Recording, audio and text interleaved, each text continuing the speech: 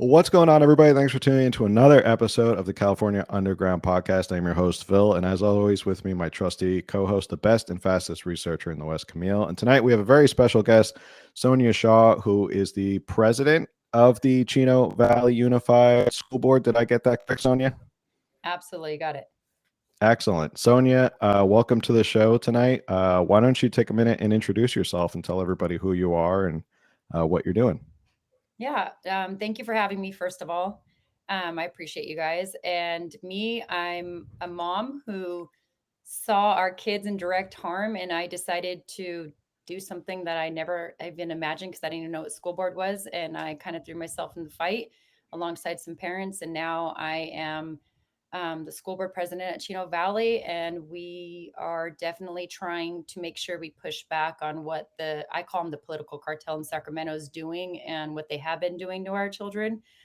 So yeah, I have two beautiful teenage daughters who sometimes challenge me more than the school board. I'm just kidding. They're great. And then two dogs and an amazing husband. So it's kind of me in a nutshell.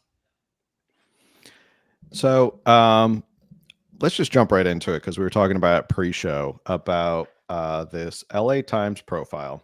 So real quick, which one are you? Are you, as the LA Times put it, a devoted mother or a small town bigot? Because that's what they said in the LA Times. Which one would you go with? Absolutely a devoted mother and nothing but a devoted mother. Small town bigot. Honestly, I had to look up what a bigot was when people started calling me that alongside a bunch of other names. So definitely just a devoted mother with a lot of heart to do what's right for our children. Did he freeze on us? Yeah. He'll come back. Okay. You and I are moving. Yeah. Did I come back yet? Phil, we lost. Yeah, you're back. Okay. Or not. Hey, at least I know it's not my internet. This tends to only happen at the beginning. So did I come back? We lost you again. Oh, why is it doing this now? Tell me when I come back. Am I back? Hello. You're back for now. Okay. I'll get this question off so you can answer and hopefully I can figure it out.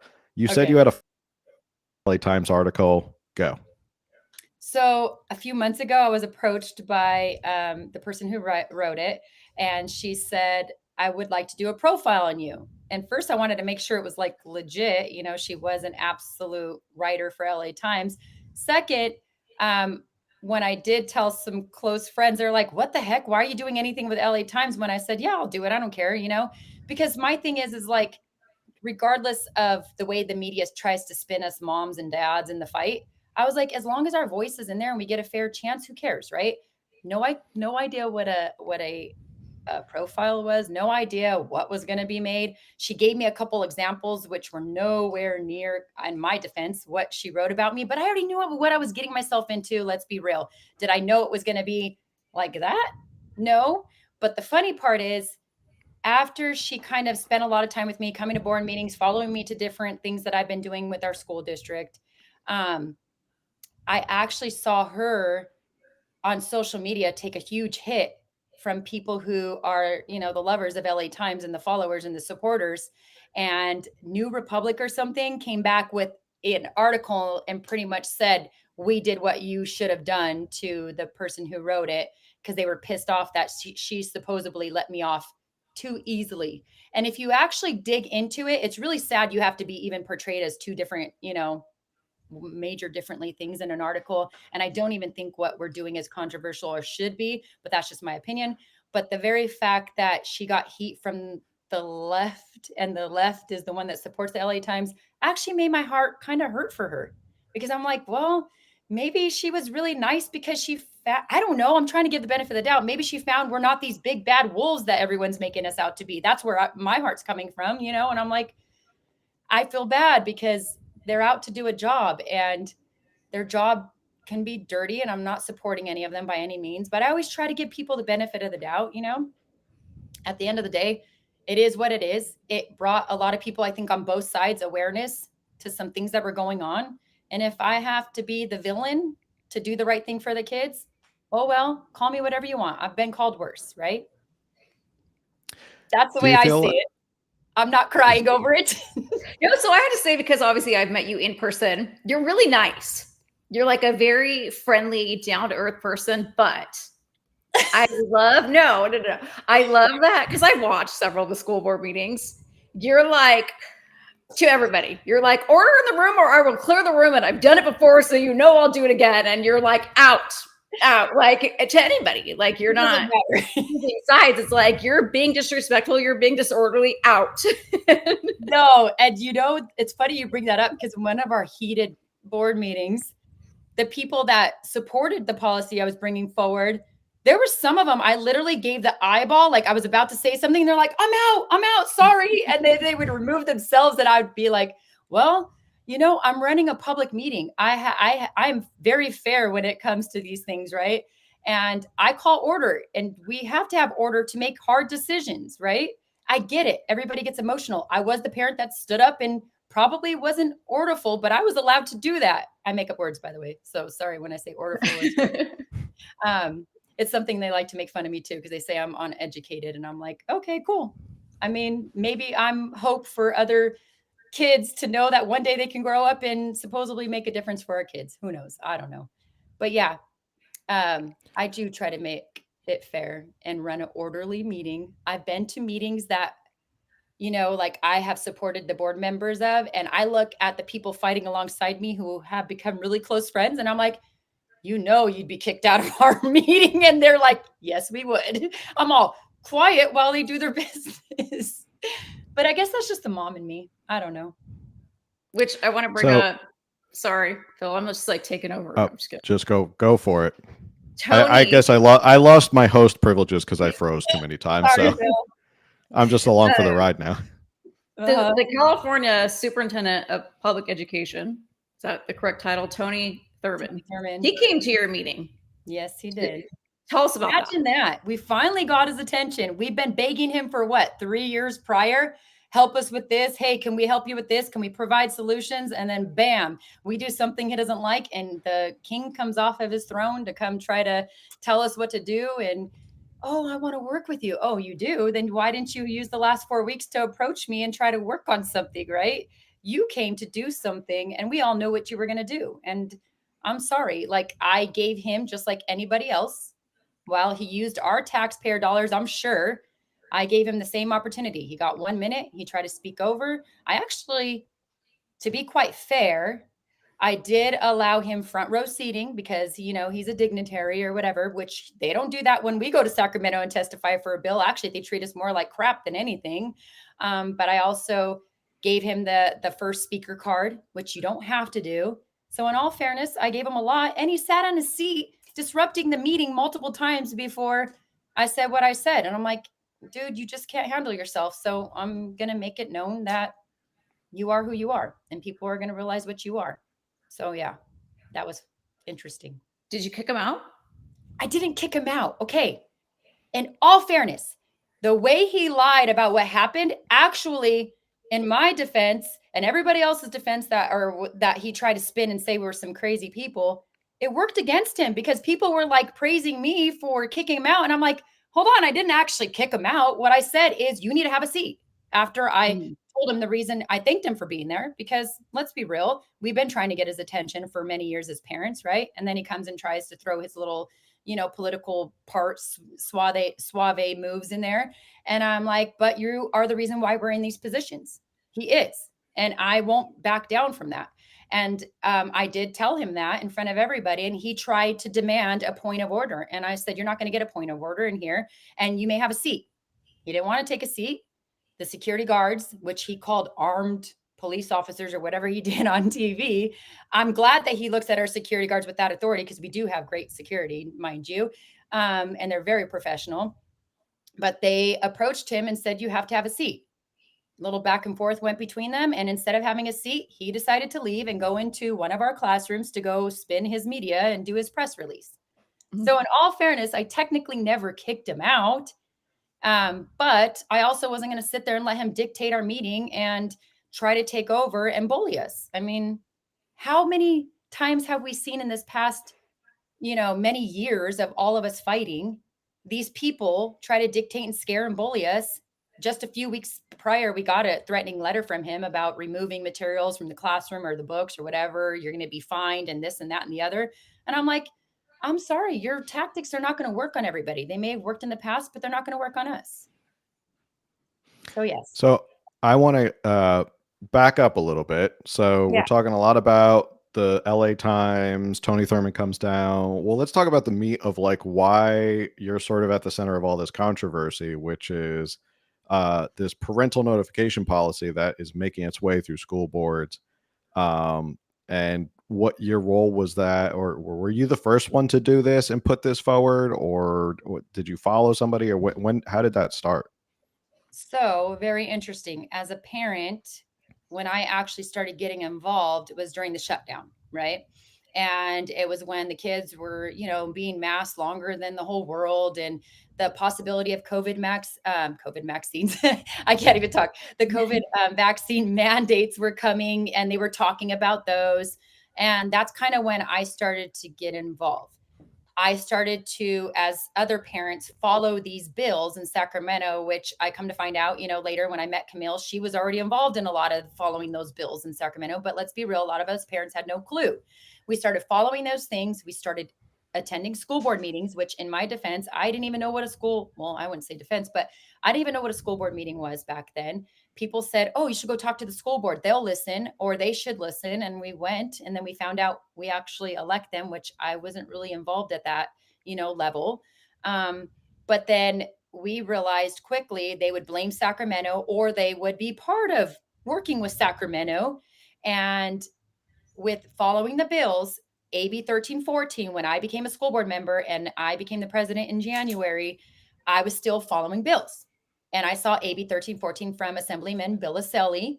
And I said, as a school district, because we used to ask our school board, please write a resolution. And it was usually always against some of these bad, disgusting, horrible, awful bills that we viewed, that were coming down from Sacramento. I decided I wanted to bring a resolution saying we support AB 1314 because this is one we can be an offense with. And I believed in it because I did see parents being pushed out. I did see that agenda being pushed by, I call them the political cartel in Sacramento. And I brought it forward, and it passed for us to support it as a school district. So we would make a stand and follow it through the bill process in Sacramento. We would write support letters for AB 1314. We can attend hearings. We made that agreement as a school board, right? Well, Bill Aselli came to our meeting and he said, I have good news, bad news. Bad news is didn't get a hearing and it died. Good news is, guess what? You can make a policy. And I'm like, wait, we are school board members. Why wouldn't we make this a policy? This is a blessing, right? So quickly a coalition was formed of different leaders throughout, in different groups. And through that coalition, come to find out, Aaron Friday is the one that proposed a similar bill to Bill Aselli, and he's the one that picked it up. And with that said, the coalition, I have this deal with our superintendent still that we had a no, quote unquote, look at how funny this is, a no secrets policy. I'm a parent. He's a superintendent. I would never spring anything upon him without him being aware of it so he can prepare our staff. And I said, Dr. Enfield, I'm working on a policy with the coalition to actually, remember the AB 1314? Well, we're going to make it a policy. And quickly I was, he responded with, oh, that's against the law, blah, blah, blah. Long story short, I told him to give me the law. And after weeks and weeks of him saying from legal, he's still waiting for the law to be supplied. He finally came back and said, Mrs. Shaw, there is no law that it would be breaking. And I'm like, ding, ding, ding. Good job. Because guess what? We're ready to bring the policy forward. Because I wanted to wait till school was over in all fairness. So that way we can bring it forward. Hopefully it would pass, train our staff, and then implement it in the new school year. And that's kind of how it went. We were the first ones, but it was honestly with good intent to bring awareness to something that was happening. And I don't know if you guys followed like Jessica Tapia and all those things, those forced pronoun policies, our school district still had never adopted. And when we were fighting against our last school board, our previous, I know I'm talking a lot, but our previous majority to not adopt those policies because we're like, you're going to get us into legal trouble. And this is considered or could be considered compelled speech to some people who don't believe, in this religiously or for whatever reason. Well, apparently the school board president at that time pulled it with supposedly the knowledge of knowing when she retained her seat after the election, she was going to bring it back. When I got in, our superintendent was telling me he needed to bring that back because it was the law. Again, I went through the same circle with him before the policy. And finally, he told me he couldn't supply a law that we had to bring that policy forward. So we continue to see a trend in Sacramento in regards to these things. It wasn't like you just made up these issues. These are actually current issues that are happening, and they're things that you see happening in school districts, right? And the fact that we're being sued by Bonta and we're being like tortured, and with all these investigations, from the Department of Ed and Bonta and, everybody else you can think of, just goes to show you how much they want to exit parents out. And I think the great thing about some people who are new in this fight is, and I can speak for myself, I'm not here for any other reason to make a difference. And I'm not here to make friends. I'm here to protect what I know the children are up against. And if you can't be any more clear a day, we have criminals walking free, but you have Bonta suing a school district for wanting to tell parents something so important about their child. What does that tell anybody? I just find it mind blowing that I'm some crazy bigot, white Christian nationalist, extremist. What did Bonta call us? Like dangerous parents or something, for wanting to inform parents of something so needed to be able to tell the parents. How much stuff does the school find out that we tell parents about, but we pick and choose? It's just weird. Mm-hmm. Yeah, we actually had Jessica Tapia on, so we were lucky enough to have her on and talk about it. And again, when the pre-show, I was talking about how this is becoming a trend, and I think this is a red line in the sand for a lot of parents. I think it's an issue that you're doing a great job raising a lot the alarm bells. You're doing a great job raising noise and getting people to pay attention to this, because I think deep down, when it comes down to it, yeah, California skews very, very left and very blue. But I think when it comes down to it, you can ask some dyed in the wool blue Democrats and ask them these issues of, hey, do you want your public school to keep secrets from you about your children? I bet 9 times out of 10, a lot of those people would say, no, I want to know what's going on with my kids at school. So I think this is an interesting issue that's happening in California. Are you seeing that this kind of reaches farther to other people, not just the right or in the middle? So, Phil, I'm very glad you brought that up, first of all, because I really think they want to label us as Christian nationalist or, MAGA or whatever, extremist, right wing, all these names I've been called, because then that silences our voice to the common sense to everyone. I could tell you, even through the Rasmussen poll, which usually polls more Democrats into their polls, it was overwhelming response that parents want to be notified, but they want to divide us. It's clear they want to label us and divide us. Look at the LA Times thing. Look at any other big old article that have come after moms and parents like myself. They're putting labels on you. Why? To silence you, to shut you up. But I will tell you this, there is hope, because I work alongside many different parents who have no faith, parents of different faith, parents that, go affiliate with one, party, and parents who have no party affiliation. That's the thing. We all find common ground in every single policy that I've been doing, and in most of everything that I've been doing, we have found common ground that this is a bigger fight. I think the more we unite in California, and the more just normal day-to-day people become aware, we definitely have a chance to win this fight. We just have to ignore what they're trying to do, which is clearly divide us. I will tell you, as a mom, as a parent, and as somebody newly who ran a campaign, you get these sheets and it tells you how people vote. Mind you, school board is supposed to be nonpartisan, but we know that people try to divide you, right? For a reason. But you will see it's called lib or Democrat. Those were honestly some of the most welcoming homes I knocked doors on, giving me hugs, telling me thank you for fighting for our kids for this many years. And that was refreshing. And that gave me hope to know, regardless of what they label you as, we all have common ground when it comes to our children. I got into the political fight, or whatever people want to call it, because of our children, because it stuff started hitting in our own living room and it slapped me in the face. And I was like, what the heck is going on? I can either complain about it or I could try to do something about it. Right. And that's exactly what you're seeing. And I love the fact that despite the big media, you can see on the ground and in my position that people are uniting despite it. And that will seriously fuel me every single day to give me the hope that, our kids have hope. There is hope. Label us, we're blue. But when it comes to our kids, we are very, very protective of our kids, no matter what party line. And I think that's amazing. I mean, we just had Bill Saley on a couple weeks ago, um, and it's his belief that he doesn't understand why Republicans aren't pushing this parental rights issue more. Because I think if you're going to make any sort of headway in California politically, I mean, and again, this is just sort of a broad, like we're just saying, this Yeah. is a commonality. People, it doesn't really matter, Democrat, Republican, or independent. People are protective of their kids. Parents are protective of their kids. But it is something that I think if you're going to make a dent in California politics, which looks like people think you can never make a dent in California politics, this might be the issue. This might be the issue that kind of starts to wake some people up. Like, what is Sacramento doing? Why is Rob Bonta suing this school district? Why does Tony Thurmond care about this school district? Why is Gavin Newsom stomping his feet over this? Like, Yeah. so, I think it does have that also that bigger ability to kind of maybe get some people thinking, maybe get the juices flowing in their brain of like, is Sacramento really looking out for my best interest and for my kids' best interest? What do you think?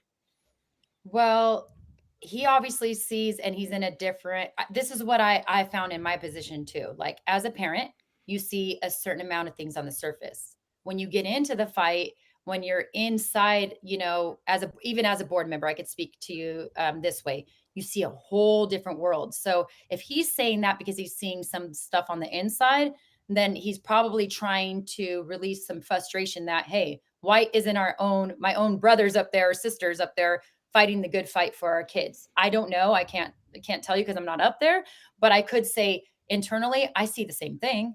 I mean, I've seen people who are Republicans or conservatives and they've come and attacked me. I mean, and it's like, okay, you attack me for wanting parental rights. Why aren't we standing up together? This is weird. But I do think here's what I will say, especially with some races up in our own community who I think the Dems always labeled as a Dem seat. The biggest threat to them right now is somebody who is a Republican running on parental rights. So what you said clearly gives them the shivers, right? Because I even heard about school board. People like me were being talked about up in DC and big think tank things. We need to make sure that those parents don't get in. Well, the same thing as them. We need to make sure those parental right parents who are running for assembly and Senate don't get in. They're not worried about the other Dem or the other, liberal person. They're worried about the conservative because they're running on parental rights. I do say that to me as a parent, if I knew that Republican is now running and he's running on parental rights, he's got my vote over the one that has been a Republican over for the last 30 years. And I haven't seen him do anything for our kids. Now, I will say there is some great Republican representatives that I have seen fight the good fight up there. They just didn't have the majority, right? But I think, in all honesty, what we need is a balance. You need a balance up there. There is no balance. There's a super freak majority. So there is no good conversations. There's just people who have the power and they've been doing what they want to do. And I think people like us, as normal day people who are rising up and running for these seats who we never thought we were because we were not, going to school to be, political activists or anything, or just not in the fight as long. I think we do pose the biggest threat. And I think if people start to realize that, we will win more seats in this next election. But they need to make sure that they stay with it and they do the right thing when you get in that seat, because it is very easy to back off the fire because it does get hot and it gets pretty tense. And you have to have people right now. These are not the kumbaya, I call them, like, let's make friends, buddy with this person. No, you need people who are going to go in there and what I've seen Bill Aselli do and shake things up and bring awareness. You have to. And on the same token, you do have to have a balance of things. I don't know. I'm always, maybe it's my health background and being a trainer, and you just need to have a balance of things, right? Mhm. And healthy balance. But yeah. No, I Yeah, agree. that's interesting that you say it sends shivers up their spines. It's going all the way up the ladder, and I'm not someone who's very big into conspiracies and whatever. I'm not someone who pushes like Pizzagate or whatever. Um, that's not our show. Camille will back me up on that. We're very skeptical about a lot of things, and we kind of try and think through things logically. Um, Critical thinkers, but I like but those. what's that? Being a critical thinker, that's what Yeah, I don't know, that's what I was taught in school. I think that's the biggest skill I acquired in school was critical thinking. Like, yeah. And that's what we try and do is we try and tell people, and sometimes we get backlash. Sometimes we try and tell people like, yeah, maybe you want to think this thing through. That's not exactly how you see it. But when you kind of think about it this way and you go, why are they scared of politicians or school board members who want to protect the parental rights? And you Mhm. keep racking your head, okay, well, maybe there's a logical solution, or maybe there's an argument, maybe they have some good reason. And then you just kind of keep going through it over in your head and you go, I can't think of one. Like, what is it why are you so obsessed with getting the state via public schools to step in and drive a wedge between parents and kids? And I think that might be the most telling thing and terrifying thing is wondering, why do politicians in Sacramento just care about putting this wedge between parents and children? I agree, but I also think if you make people dependent on the system and just trusting on the system without challenging it, I think you have control. And honestly, coming from the outside in with somebody who hasn't been in politics a long time, I think it's a control thing. They want control. And I Mm, really truly think if they get control of the youth, they have control of the future, right? And we see a lot of things that when the shutdown happened were revealed. That's when people like myself had got involved because we were revealed to certain things, conspiracy or not, you can call it what it was. But certain things were right there in front of us, and we had an option. We either could see what's in front of us or we can turn our eye and pretend like we didn't. But I really think it comes down to control. If they have our youth, they have control. Think about it. And mhm, we see it the same thing with our system. If you have control and you have people dependent on the system without giving them the tools to become productive adults, it goes with anything, right? Down to anything on any surface. I mean, if you don't give them the tools to start doing things for themselves, but you just keep feeding, that's control. They're not going to bite the hand, right? Like, I can't, I could tell you one thing. My dad comes from another country and his family was in a genocide.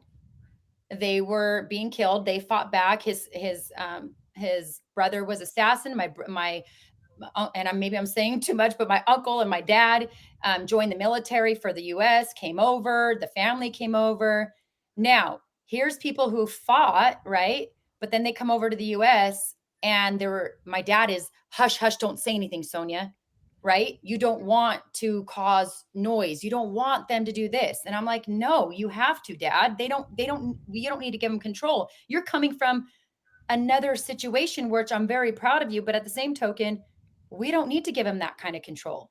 You should say something. And I'm not saying my dad was wrong. I mean, obviously, he came from a very, um, you know, traumatic experience. But what I'm saying is, it does show me you have control of people by certain things. They're scared, fear, that's where they win. They could do whatever the heck they want. And our youth is the target, whether it's conspiracy or not. I see it. Why is mhm. it you see school boards challenging more than anybody, anything right now that's local control, but you see Sacramento dump a big focus on stopping local control? Why? They never did that before because they Yeah. had control of them. They had people invested in these positions so they can have control. And I'm not a conspiracy theorist or whatever you want to call it. I'm a realist. I really think I'm a realist. At least that's what I consider myself. But when you see, like in my case, the campaign that the person I ran against, 30,000 or 26,000 or whatever the exact number, somewhere in between 26 and 30 from a union, local union, dump that money into it. Then their own, this is all campaign visible funds to the public. And then you see White House employees. You see Washington, you see attorney generals from around the United States dump money into a school board member's campaign. And you see Thurman talk about it to the unions that we know this election here in Chino is important. And he comes and door knocks against the parents who've been asking him for help. What does that tell you? You don't need no conspiracy to theory to think that they have a grasp and they didn't want to lose control, right? I mean, how else do you explain that? Why in the world would White House employees and attorney generals from around the United States dump money into someone's school board campaign unless you want control? That's just the way I saw it. I mean, Murray Rothbard talked about in Anatomy of the State. Shout out Murray Rothbard, Anatomy of the State. Everyone should read it. He had a whole chapter on why is the state obsessed with public education? And you nailed it, which is it controls the youth. It controls them in the sense that the state can give them their lesson plans. They can give them the education that they want you to know, and you can grow up to be good little state loyal citizens that you'll just salute the state. And I think you're right on that. This freaks out the powers that be, because if things start cracking in public schools, and there's already a wave of school choice going on across the country, if they lose the youth in public schools, then they lose a lot. The state does, because then they can't push their own agendas. They can't push what they want them to think. They can't turn them into obedient little citizens. So I think you nailed it on the fact of control. One thing that I find interesting about this as well is California is such a big state. It's 40 million people, 58 counties. You're a duly elected school board member. People showed up. They pulled the lever for your name. They said, I want Sonja to be on the school board. You got on the school board and you started to enact policies that your voters ideally said, this is what I want you to go and do. So you did it along with your other school board members.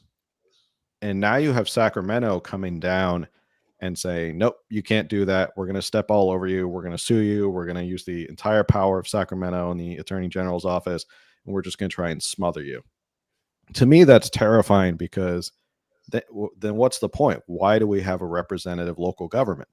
Why do any of this? Why have school boards in the first place? Why have city councils?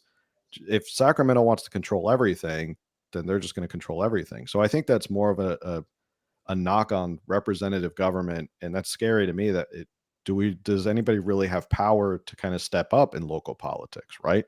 Mm-hmm. I think when they do this, though, right now in the time that we're in, it's giving people an option. You either, again, see what it is and make sure that when we get to the polls, or if you've never been to the polls before, you get there, because it does make a difference. But they're used to having this control and this power, and they're relentless. I could tell you what you see on the surface is nothing compared to what's behind the scenes. Friday, we got another letter saying we're under an active investigation with the CDE, California Department of Ed, Tony Thurman's thing, right?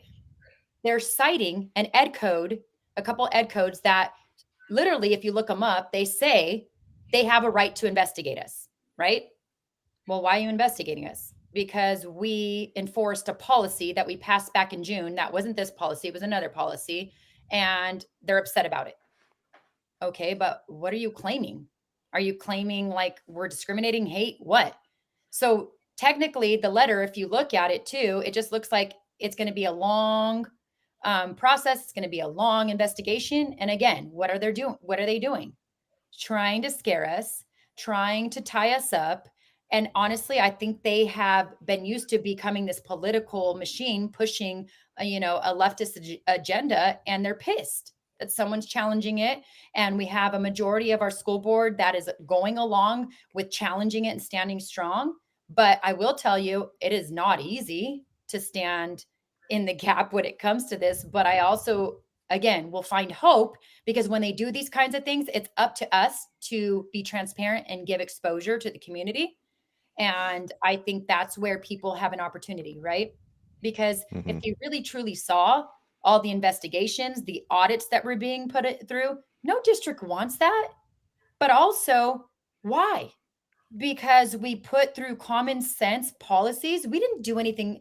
I don't think what we done is really controversial. The fact that it's controversial is because the way they're reacting to us. I think we're not doing anything illegal, but here you go again. They want to behind the scenes torture you. So you go, just kidding. It's hot. I'm done. This is too much energy. This is too much time. And then guess what they do? They win, right? They're used to that. Yeah. But I think for the first time they have seen there's people all over California uniting and they're not going to back down. So whether on the surface it looks like Chino, us parents for the last few years have decided it was going to be a big fight. We knew, but we were going to link up together.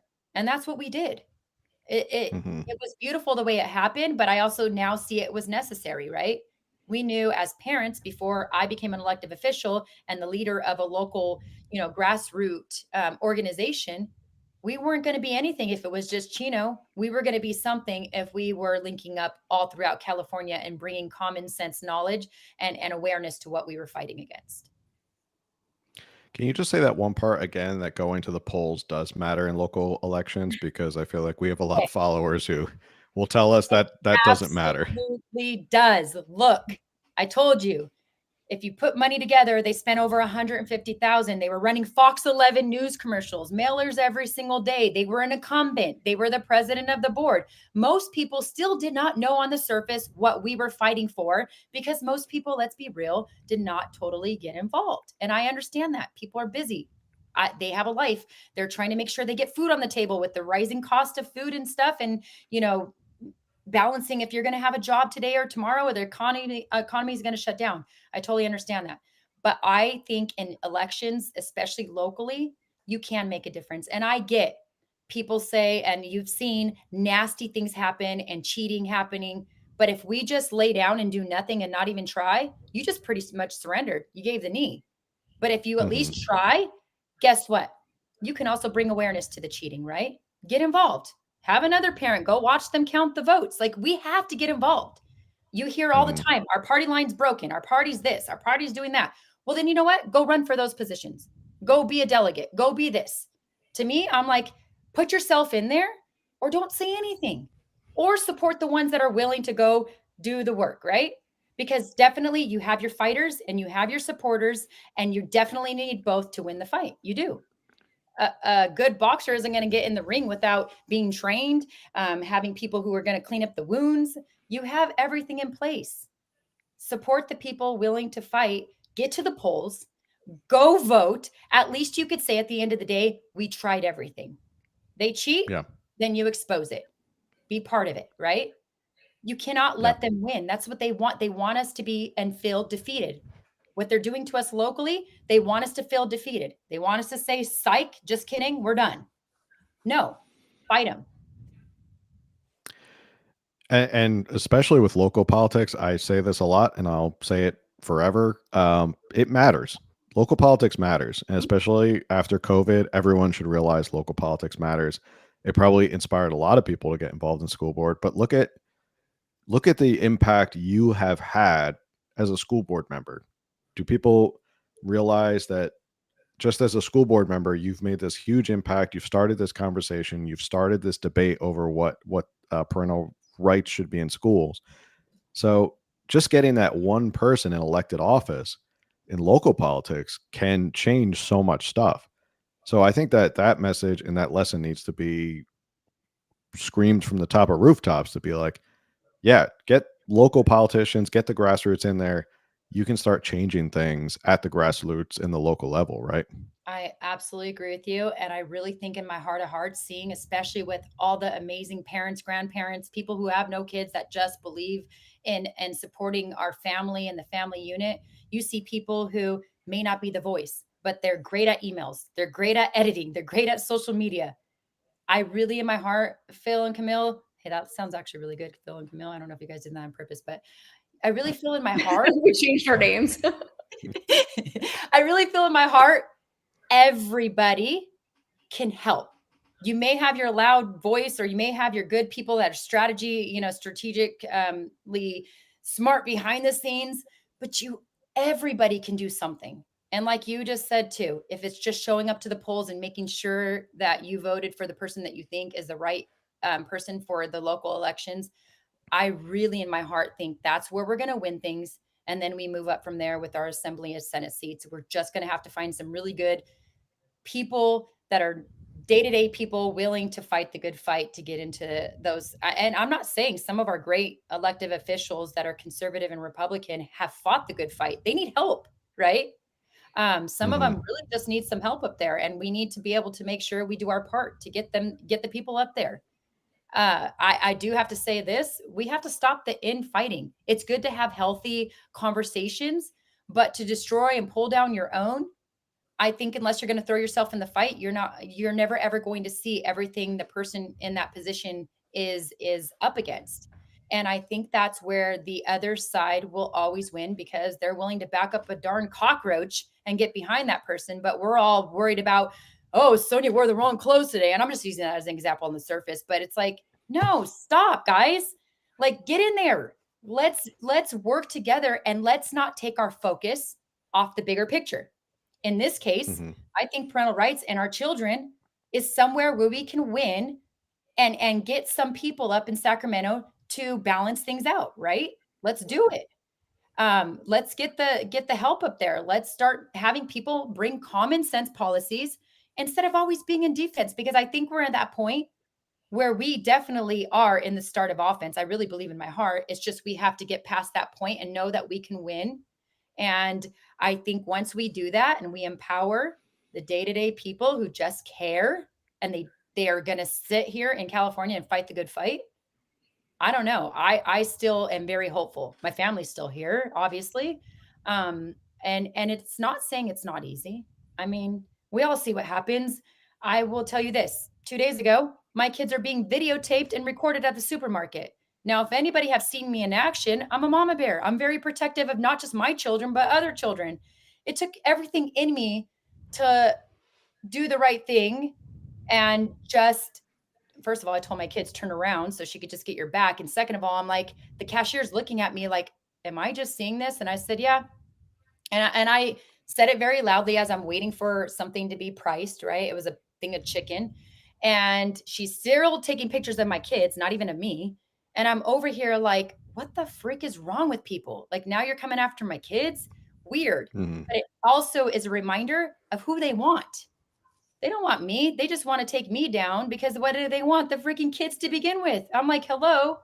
But like I said, it's not easy, but if you have the support, it's definitely doable. And I think we definitely can win this as long as we keep banding together and like I said, keep our eyes on what is really truly important, which is our children.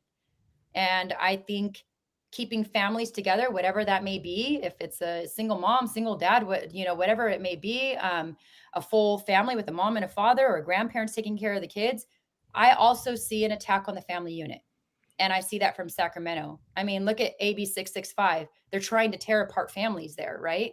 And it's just absolutely insane with all these bills being brought down. There are attacks on children, there are attacks on family, and they're starting and they're implementing them at the educational level. What does that tell us? We either can sit there and fight, or we can turn around and just say, oh, whatever, here's my kids, I surrender, right? Hmm. Yeah. And another important point to take away from this is local politics builds the bench that then goes to Sacramento. So everyone Yeah. should keep that in mind that, when people are like, where are all the good politicians? It's like, well, they have to start somewhere. So whether it's city council or school board or somewhere, they start somewhere. Speaking of voters and elections, Protect the Kids California has some initiatives going to the ballot in 2024.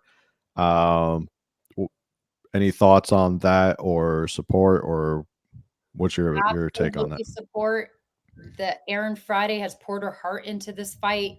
She's out there working hard with this. We all need to get behind this. If this is going to truly happen, it's going to take the village. The village I was taught, not just everybody involved that cares, right?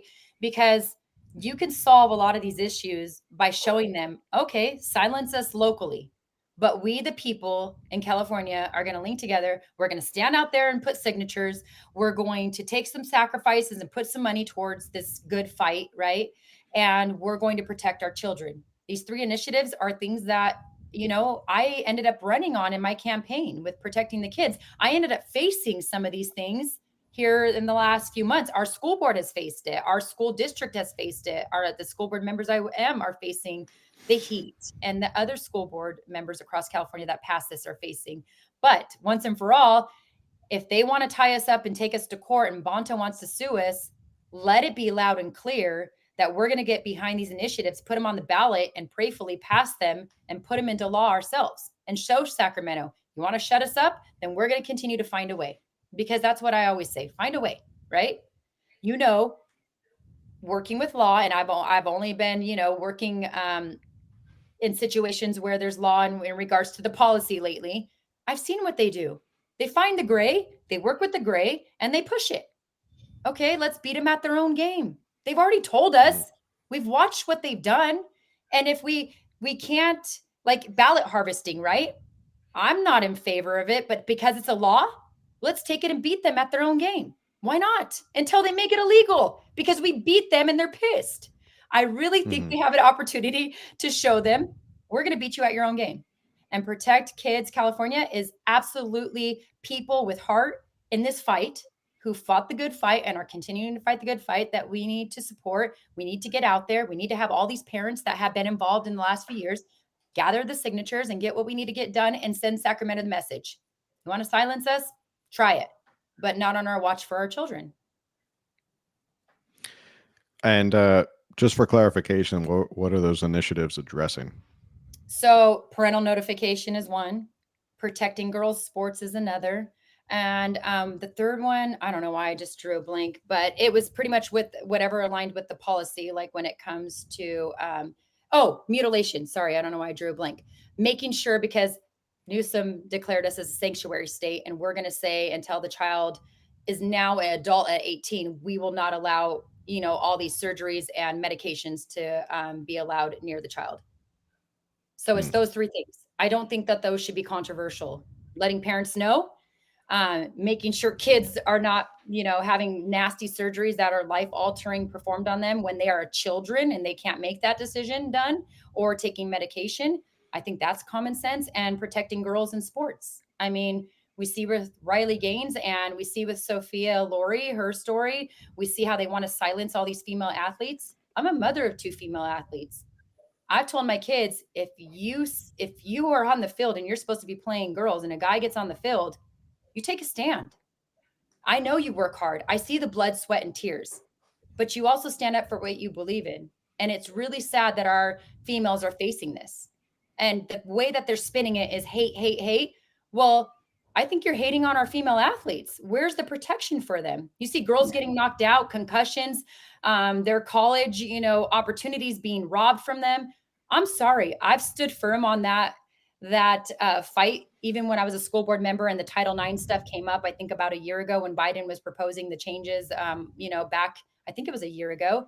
And I will tell you, it got ugly. People came after me for what? For standing up for our children. I absolutely believe we have a moral duty to stand up for our females. How long did our females fight for their rights? And we're going to sit here and just give it up and let our girls be exposed to danger and dangerous situations. So those are the 3 things that they have made part of the initiative. Lastly, before we wrap up, there was another policy that you enacted, which involved school materials, correct, in the library? Yeah. So tell us a little bit about that. We saw what Newsom did to 1078, trying again to take local school board authority away and put it into the hands of the state. But I think sexually explicit material is non-negotiable. I don't care what part you stand on, what you think is right and wrong for kids. When it comes to sexually explicit and obscene material, we have a duty to make sure that that is not accessible to children. And if there's something we can do to put safeguards in place, I feel that's what we need to do. You see these books, and honestly, you see them being read all over school boards, all over California, and you see nobody do anything about it. And then you see people like Karen England, who I have followed and seen what she has been doing in regards to bringing light to it, and then propose a common sense policy They tell you, they show you what's in your own libraries. And yet we have school board members that say, oh, I'll take them out behind the scenes, or I'll do this, or I'll do that. Okay. What if someone plucks Sonja Shaw out or the other school board member out and I'm no longer there? What did you do to protect any kids in the future? You didn't enact any policy. You just thought you were going to go behind the scenes and do something. So when she proposed that to me, showed me the proof, showed all of our school board members what we had, people came and showed it, read it. I'm telling you, freaking adults were like this, cringing. I was like, we got to do something. And so I took her model policy, I brought it to our superintendent, and I said, do you think that this would help alleviate and get rid of some of the stuff? I gave him full range to give me his recommendations, because that's what you do when you have a superintendent. Although the board is supervising over the superintendent directs and tells his staff what the direction is of the board. And I'm wholeheartedly believing that you need to be a team to make anything work, right? And you also need to bring awareness. So I brought that forward. He made some recommendations. We previously had another policy in place for like material if people found stuff. And because I feel like, again, sexually obscene material is non-negotiable, this was a common sense policy that allowed it not to go through a lengthy process of being challenged. It was very clear on what is appropriate, what is not. And thankfully, our school board passed it 3-2 and sent the message. And I can tell you right now, people inside our own district, our own staff was very grateful for this, because they were now aware that some of the stuff had come in. A lot of them were embarrassed that it came in, or just felt bad. Like, why is this here? Right. But we got a threatening letter from our local union. You get stuff being said by CTA, and you get legal letters asking to cease and desist from various groups. And then now you have Freedom from Religion challenging us and telling me that I need to remove the Bible. But I was warned prior, when I brought this policy for the first reading, people in our community said, Shaw, we're going to make you ban the Bible. And I'm like, challenge it. Why not? Go ahead. You have every right. I'm not going to stop you from challenging it, but you have to prove that it's sexually obscene, and it has to go through the same process. So follow the procedure, right? But again, it shows you that they want control. They want to bully you, and they want this freaking crap in the hands of kids. People used to be arrested for having these things in front of children. We used to find this a big deal. Where have we lost our minds that we think that, let me just go do it behind the scenes if it's exposed. Okay, what is that doing? Like, get the crap out of there now, right? Send the message and say, we're not going to allow that here. So that way, when I leave this district, or I'm voted out, or maybe I decide not to run in 3 more years, there's policies in place. And if the new school board comes in and they don't have any good intentions and they want to remove this, guess what they have to do in the public? Remove it in the public. Let them. That's what I say. Yeah. You enact policy. They enact law, right? Against us. We'll enact policy that is legal to fight against what they're doing. And they're mad. What does that show the public? They're okay with this. And I think, again, it was a gift, because it brought awareness to a bigger fight that we're all facing in regards to our children. It's a conversation that probably long overdue, and it's good that I think it's happening in California, because I think it's a good way to teach people the seriousness of how much they want to protect their kids. So in wrapping up, this has been an incredible conversation. Don't wrap up. Can't wrap up. Camille's got another question. Funny, not funny. Scott Wiener actually, our favorite Scott Wiener tweeted, I think last week. So I'm unclear of the circumstances, a teach-in in Oakland. They had some sort of something going on, and it turned out the curriculum was like encouraging violence on Jews. And Scott Wiener was posting about it, bringing awareness to the issue. And he didn't outright say book banning, but he was very against this particular curriculum. And I was like, oh, isn't this interesting? Suddenly you don't want this, something that personally offends you, being taught in public schools. See how that works. So, yeah, I can't wait to see how that turns out. Yeah, no. And maybe that's an opportunity. I don't, honestly, if you want to ask me, I don't find any hope in that dude, but maybe it's an opportunity. I know. I'm just going to be real. He's my favorite, our favorite, like, he's just definitely my least favorite. We're fighting against up in there. He's like, one of they're favorites in that. But yeah, it's funny how when the tables turn, right? Yeah. And they're like, yeah, I don't know. I just think it's absolutely insanity that I don't even think, honestly, I know we're wrapping up, but at the end of the day, I, in my heart, don't believe anything that has made a headline should have ever made a headline. It should have been common sense. Let's work together, brought awareness. Let's get this crap out. Let's do the right thing for our children. Let's protect the kids. But again, I think you guys maybe saw on social media floating around today that GK Charleston quote. Have you seen it? I didn't see that. A true soldier does not fight because he hates what is in front of him. He fights because he loves what's behind him. And to me, our children are worth the fight. And that's why we fight. We don't fight because we hate the Scott Wieners or we dislike the Scott Wieners or we dislike the Thurmans or the political cartel. Are they gross? Did they bring awareness? Absolutely. But we fight because we love those kids. We absolutely believe in protecting them. And we will give up everything to make sure they have a future and their innocence is protected and we're doing the right thing for them. And I think at the end of the day, if we all can just keep that focus, our kids are not going to lose. 100% they Yeah. will not lose. So yeah, this has been an amazing conversation. I love your passion. And I'm glad there's a fighter like you out there who is taking this fight and bringing this awareness to people. So, where can people find and follow you, support you, all that stuff? Well, I will have to admit, I'm very bad at social media, and my time is mostly spent on the ground and with my beautiful children. But I do have a social media account, and it's Sonja Shaw, and I think it's now changed to 2026 because I opened up my campaign for the next round for 2026. But it's on Instagram. That's where I'm most active. I kind of shut down most of my other ones only because of the threats that I was going through and all the things going through, the attacks that my family were facing. But my Instagram is probably the easiest way to follow me. Great. Yeah. So 2026, another round, you're going back into it. I plan on doing whatever's right. And I will say this, wherever God calls me, I'll go for the fight. I mean, I've always, since I've gotten into this, been willing to take the blows that they throw and fight back. So I don't know where God has me in 2026. I will put my hat in the bin if that's where he wants. I have heard that they're going to try to recall me, but most importantly, we have 3 seats up this next election in 2024, and they're going to focus on dumping some big money into this to switch the majority and stop us and silence us. So, I don't know where God has me. He can pluck me right out tomorrow, but I will stay here and fight the good fight as long as he allows me to. Great. So thank you for coming on again, Sonia. We'll end this show as I end every single show, which is if you like this episode, make sure you like, share, subscribe, review, add a comment, helps with the algorithm.